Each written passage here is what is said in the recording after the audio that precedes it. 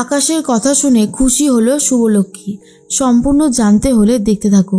গল্পের শুরুতেই দেখা যায় মোহনা কথা বলতে থাকে শুভলক্ষ্মীর সাথে আর বলে, শুভলক্ষ্মী এই হলো আপনার ফোন। শুভলক্ষ্মী বলে, ধন্যবাদ। জানেন এই ফোনের মধ্যে আমার হাজব্যান্ড আর আমার অনেক স্মৃতি আছে, তাই আপনি এভাবে ফিরিয়ে দিয়েছেন, আমি অসংখ্য ধন্যবাদ দিচ্ছি আপনাকে। তখন মোহনা বলে, না না, ধন্যবাদ দেওয়ার কিছুই নেই। শুভলক্ষ্মী আর একটা কথা, আমার দাদা কিন্তু আপনাকে সত্যি ভালোবাসে, আর সত্যিকারের ভালোবাসা না কখনো এভাবে অবহেলা করবেন না। আমি জানি আপনার হয়তো কোনো অসুবিধা হবে না, কিন্তু কেশব তো একটা বাবা পাবে বলুন। আপনি যদি ভাবেন এখনও সব কিছু সম্ভব, কিন্তু শুভলক্ষ্মী কোনোভাবেই আকাশের সাথে কোনো সম্পর্ক করতেই চায় না, কারণ সে একজনকেই ভালোবাসে আর সারা জীবন তাকেই ভালোবাসবে। সে আর কেউ নয়, সে হলো আদ্রিত। এর মধ্যেই মোহনা বলে, প্লিজ আর একটাবার ভেবে দেখুন। কিন্তু শুভলক্ষ্মী বেরিয়ে যায় কফি শপ থেকে। আর অন্যদিকে জিনিয়া আর জিনিয়ার মা দুজন মিলে যেই প্ল্যান করেছে সেই প্ল্যান সফল করার জন্য উঠে পড়ে লেগেছে। তখনই জিনিয়ার মা বলে, আচ্ছা ডোনা কি কিছু বলল তোমাকে?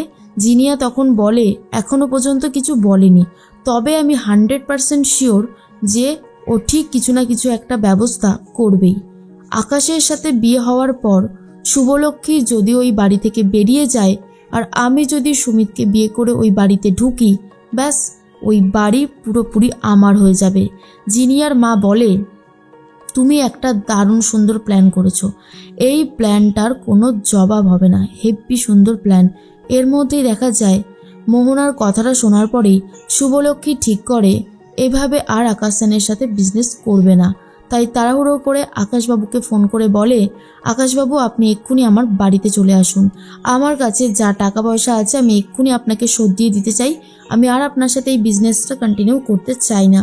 এরপরেই অন্যদিকে ডোনা ছটপট করতে থাকে আর ঋদ্ধি তখন বলে, বাড়ির এই পরিস্থিতিতে তুমি এইরকম ছটপট করছো কেন? কি শুরু করেছোটা কি তুমি? তখনই সেবন্তী বলে, ঋদ্ধি, তুই যদি এরকম করতে থাকিস তাহলে ডোনা আরও বেশি অসুস্থ হয়ে পড়বে। এর মধ্যেই শুভলক্ষ্মী চলে এসেছে বাড়িতে। শুভলক্ষ্মীকে দেখার পরেই ডোনা বলে, শুভদি আমি যেই টাকাটা তোমাকে দিয়েছিলাম দয়া করে সেই টাকাটা তুমি আমাকে ফিরিয়ে দাও, আমি কিছু আর বলতে চাই না। শুভ তখন বলে, কিন্তু ডোনা তুই তো আমাকে টাকাটা দিয়েছিলিস, আমি তো ভাবলাম যে আমি যেভাবেই হোক টাকাটা শোধ দিয়ে দেব মিস্টার সেনের, সেই জন্য আমি ওনাকে ডেকেওছি, এমনকি আমি আমার গয়নাগুলোও পর্যন্ত বিক্রি করে দিতে রাজি আছি। পুলক তখন বলে, কি বলছিসটা কি শুভ, কেন এরকম ডিসিশন নিয়েছিস তুই? আমরা সবাই তো তোর সাথে আছি। সেবন্তী বলে, যদি আকাশ সেনের সব টাকা দিয়ে আকাশ সেনের মুখ বন্ধ রাখা যায় তাহলে তো ভালোই হবে। শুভ, আমিও চাই যত তাড়াতাড়ি সম্ভব আকাশ সেনের চ্যাপ্টারটা ক্লোজ করতে, যদি সেটা পসিবল হয় তো তুই সেটা কর। কিন্তু ডোনা বলে এক্ষুনি তার টাকা ফেরত চাই। শুভ বলতে থাকে, যদি ডোনার টাকাটা আমি দিতে যাই তাহলে কোনোভাবেই আর আমি আকাশ সেনের টাকাটা ফেরত দিতে পারবো না। এর মধ্যেই রূপক চলে গেছে আকাশবাবুর সাথে দেখা করতে আর বলে, আমি রয়্যাল আমেরিকা থেকে আসলাম আর আপনার সাথে আমি এই বিজনেসটা কন্টিনিউ করতে চাইছি। তখনই আকাশবাবু বলে, অবশ্যই আপনি করতে পারেন, তবে এই বিষয়ে যাবতীয় যা কথা বলার শুভলক্ষ্মীর সাথে আমি বলবো, আর কারোর সাথে নয়। তখনই পুলক এর মধ্যেই রূপক ভাবে, যাক উনি যে রাজি হয়েছে সেটাও একটা বড় কথা, তবে মানুষটাকে যতটা খারাপ ভেবেছিলাম উনি ততটা খারাপ নয়, উনি একজন ভালো মানুষ। এর মধ্যেই রঞ্জিনী বলতে থাকে, আকাশ সেন তো চলে আসবে, এবার কি হবে? এবার যদি উনি রেগে যায় তাহলে তো সব কিছু শেষ হয়ে গেল। এদিকে মোহনা আয়ানের জন্য স্যুপ বানাতে থাকে। সুনন্দা দেবী বলে, কিরে মোহনা, কি করছিস তুই? মোহনা তখন বলে, আমি আয়ানের জন্য স্যুপ বানাচ্ছি, আয়ান এই স্যুপটা খেতে খুবই ভালোবাসে। আয়ান তখন এসে গেছে আর বলে, তুমি দাও, বাকিটা আমি করে নিচ্ছি, তোমার না একটা মিটিং আছে, যাও যাও যাও, আমাকে এদিকটা সামলাতে দাও। তখনই মোহনা তো চলে যায়। এরপর সুনন্দা বলে, আচ্ছা আয়ান, তুমি মোহনাকে কি চোখে দেখো? তখনই আয়ান বলে, এই পৃথিবীতে আমার তো কেউই নেই মোহনা ছাড়া, মোহনাই এখন আমার সব। এটা শোনার পরেই সুনন্দা ভাবে, আকাশ আর শুভলক্ষ্মীর সম্পর্কটা কি হবে সেটা তো আমি জানি না, তবে আয়ান আর মোহনার সম্পর্কটা হয়তো ভালো হলেও হতে পারে। এর মধ্যে আকাশবাবু চলে এসেছে শুভর কাছে আর বলে, বলুন শুভলক্ষ্মী, আপনি আমাকে ডেকেছিলেন? শুভলক্ষ্মী বলে, হ্যাঁ আমি আপনাকে ডেকেছিলাম ঠিকই, ভেবেছিলাম আপনার টাকাটা পুরোপুরি শোধ দিয়ে দিতে পারবো, কিন্তু আবারও কিছু সমস্যার জন্য সেটা এখন শোধ দেওয়া কোনোভাবেই পসিবল নয়। তখন আকাশ বলে, আমি তো চাইনি। দেখুন, আমি বুঝতে পেরেছি যে আপনি আমার মায়ের প্রস্তাবটাতে একটু বিব্রত হয়েছেন, কিন্তু আমি তো আপনাকে বলেছি, কথা দিয়েছি যে আমি আর কোনোভাবেই আপনাকে এই প্রস্তাব দেব না। আপনি আমাকে না বলে দিয়েছেন, তারপর থেকে কি আমি একবারও আপনার সাথে আর এই বিষয়ে কথা বলেছি? আপনি যখন চাইছেনই না, তখন আমি আপনাকে কেন জোর করব? এই অধিকার আমার নেই, আর কোনোদিনও হবেও না। আমি শুধু একটা জিনিসই বলবো, যে আমার কাছ থেকে কেশবকে দূরে করবেন না।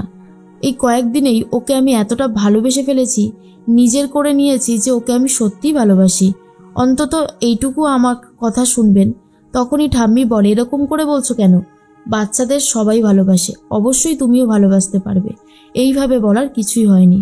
তখনই সেবন্তী বলে, শুভ, তুই এবারে বাকি কথাও সেরে নে। শুভ তখন বলে, হ্যাঁ বাকি কথা তো সারতেই হবে মিস্টার সেন, আমি এই বিজনেসটা কন্টিনিউ করতে চাই, তবে এই বাড়িতে থেকে, আপনার অফিসে গিয়ে নয়। প্রত্যেকটা কথা যখন শুভ বলছে, তখন শুভ নিজেও জানে যে হয়তো আকাশবাবু এইবার রাগ করতে পারে, কিন্তু আকাশবাবু পুরো সিদ্ধান্তটাই মেনে নেয়, আর এতে একটুও আপত্তি জানায় না। যেটা শোনার পর সেবন্তী, পুলক, রূপক সবাই বুঝতে পারে মানুষটা খারাপ নয়। যদি খারাপই হতো তাহলে টাকার জন্য অনেকবার চাপ দিত, কিন্তু সেটা তো করেই নি, উল্টে এত কিছু সাহায্য করছে, এটাও অনেকে করে না। এরপরে শুভ ভাবে, যত তাড়াতাড়ি সম্ভব আমি আকাশবাবুর টাকাটা ফেরত দিয়ে দেব, না হলে যে আমি শান্তি পাবো না। আমি চাইও শোধ দিয়ে দিতে। এর মধ্যেই কেশবের শরীরটা ভালো না। কেশব পুরোপুরি কান্নাকাটি করতে থাকে, কিছুই খাবার দাবার খেতে চায় না। বাড়ির সবাই অনেক জোর করতে থাকে, কিন্তু কোনোভাবেই কেশবকে খাওয়ানো যাচ্ছে না। ডাক্তার চলে এসেছে আর বলে, দেখুন ও যার কাছে থাকতে ভালোবাসে ওকে তার কাছেই রাখুন, এরপর তার হাত থেকে খাবার খাওয়ানোর চেষ্টা করুন। দেখুন যদি কোনো লাভ হয়, কারণ এই অবস্থায় বাচ্চাদের মনের ওপর জোর দেওয়াটা একদম ঠিক না। ওরা যেটা করতে ভালোবাসে সেটাই করান। তখনই ঠাম্মি বলে, আকাশের কাছে থাকতে খুব ভালোবাসে কেশব, একবার কি তাহলে আকাশকে ফোন করব? সেবন্তী বলে, না মা, বাড়িতে আমরা এতগুলো মানুষ রয়েছি, আর আমরা যখন রয়েছি নিজের মানুষ, তখন বাইরের মানুষের কি দরকার? আমি আমার নাতির ভালো করে সেবা শুশ্রূষা করে ওকে সুস্থ করে তুলব। কিন্তু শুভ মনে মনে ভাবে, হঠাৎ করে আকাশবাবুর প্রতি এতটা বেশি দুর্বল হয়ে পড়ল কেন কেশব?